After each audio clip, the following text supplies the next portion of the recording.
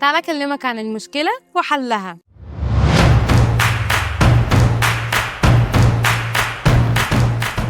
ناس كتير بتعاني من ارتفاع ضغط الدم وخصوصاً كبار السن. طب يا ترى تعرف إيه سبب ارتفاع ضغط الدم؟ تعالوا نفهم كام نقطة كده عشان نعرف أسباب ارتفاع ضغط الدم. لما القلب بيضخ الدم، قوة الدم دي بتأثر على جدار الأوعية الدموية، وده بيسمى بضغط الدم. طيب إزاي بيحصل ارتفاع في ضغط الدم؟ ده بيحصل لما بيزيد مقاومة الشرايين لتدفق الدم، فبيضطر القلب إنه يضخ الدم بقوة أكبر.